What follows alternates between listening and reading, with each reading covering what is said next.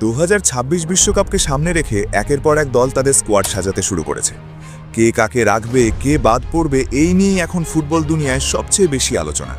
Europe হোক বা দক্ষিণ আমেরিকা, সবাই চায় বিশ্বকাপে নামার আগেই নিজেদের সেরা অস্ত্র গুছিয়ে নিতে। আর এই তালিকায় ব্রাজিল কি কম যাবে? একদমই না। আজ আমরা দেখব ব্রাজিলের এমন এক বেস্ট স্কোয়াড, যে স্কোয়াডটা দেখলেই অনেকেই অবাক হয়ে যাবে, বলবে এটা কি সত্যিই ব্রাজিলের দল। তারকা, অভিজ্ঞতা, তরুণ গতি আর আগুন ঝরানো আক্রমণ, সবকিছু মিলিয়ে আজকের এই ব্রাজিল স্কোয়াড সত্যিই আলাদা কিছু। চলুন তাহলে দেরি না করে দেখে নিই 2026 বিশ্বকাপের পথে ব্রাজিলের এই সম্ভাব্য সেরা একাদশ। চলুন একেবারে পেছন থেকে শুরু করি।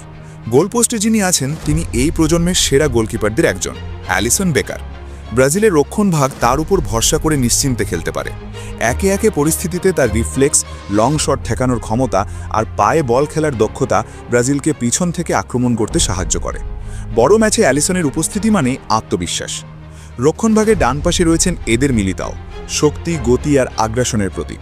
ডিফেন্সিভ দায়িত্বের পাশাপাশি প্রয়োজনে আক্রমণে উঠে আসতে পারেন তিনি। মাঝখানে আছেন অভিজ্ঞ নেতা মার্কুইনহস। তার পজিশনিং সেন্স আর নেতৃত্ব গুণে পুরো ডিফেন্স লাইন থাকে সংগঠিত।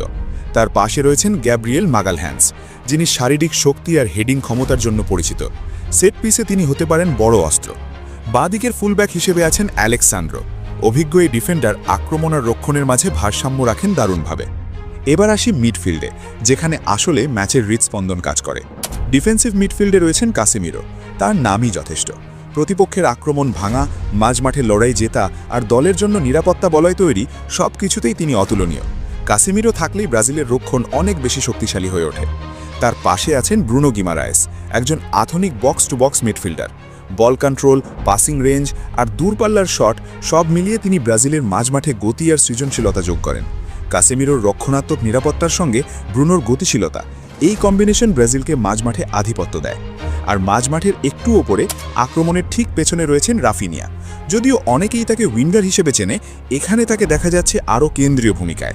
তার ড্রিবলিং, হঠাৎ গতি বাড়ানো আর গোলের দিকে এগিয়ে যাওয়ার মানসিকতা ব্রাজিলের আক্রমণকে করে তোলে আরও বিপজ্জনক।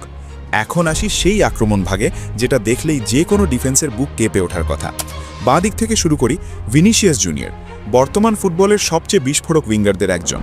তার গতি, এক বনাম এক ড্রিবল আর শেষ মুহূর্তের সিদ্ধান্ত নেওয়ার ক্ষমতা ম্যাচের মোড় ঘুরিয়ে দিতে পারে। প্রতিপক্ষের রাইট ব্যাকের জন্য তিনি নিঃসন্দেহে দুঃস্বপ্ন। ডান পাশে রয়েছেন তরুণ প্রতিভা এস্তেপাও। কম বয়স হলেও তার আত্মবিশ্বাস, টেকনিক আর সাহস চোখে পড়ার মতো। এমন ম্যাচে তার পারফরমেন্স ভবিষ্যতে ব্রাজিল ফুটবলের ইঙ্গিত দিতে পারে। তরুণ শক্তি আর নির্ভীক ফুটবল, এটাই এস্তেপাওর বড় পরিচয়। আর আক্রমণের মাঝখানে দলের মূল আকর্ষণ নেইমার জুনিয়র। শুধু একজন খেলোয়াড় নয়, তিনি ব্রাজিলের সৃজনশীলতার প্রতীক।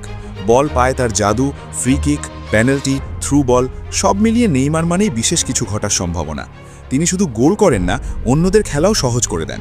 বড় ম্যাচে নেইমারের অভিজ্ঞতা আর নেতৃত্ব এই দলের জন্য অমূল্য। সব মিলিয়ে এই একাদশটা দেখলে পরিষ্কার বোঝা যায় ব্রাজিল এখানে খেলতে নামছে জয়লাভের লক্ষ্য নিয়েই। অভিজ্ঞতা আর তারুণ্যের দারুণ সমন্বয়, শক্ত ডিফেন্স, নিয়ন্ত্রিত মিডফিল্ড আর আগুন ঝরানো আক্রমণ, সব উপাদানই আছে এই দলে। এই স্কোয়াডটা শুধু নামের জন্য নয়, শক্তির দিক থেকেও ভয়ঙ্কর। ডিফেন্সে দৃঢ়তা, মিডফিল্ডে নিয়ন্ত্রণ আর আক্রমণে একেবারে আগুন। এই স্কোয়াডটা যদি ফিট থাকে, যদি ছন্দে থাকে, তাহলে এটা শুধু ব্রাজিলের বেস্ট স্কোয়াডই না, এটা এমন একটা দল যারা যে কোনো দলকে হারাতে পারে। 2026 বিশ্বকাপে এই ব্রাজিল মানে আতশবাজি ফুটবল, স্কিল, গতি আর জয়ের ক্ষুধা।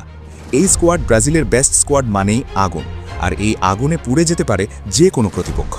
এখন তোমাদের মতামত কি? এই স্কোয়াড কি সত্যি ব্রাজিলের সেরা? কমেন্টে জানাও। আর ভিডিওটা ভালো লাগলে লাইক আর শেয়ার করতে ভুলো না।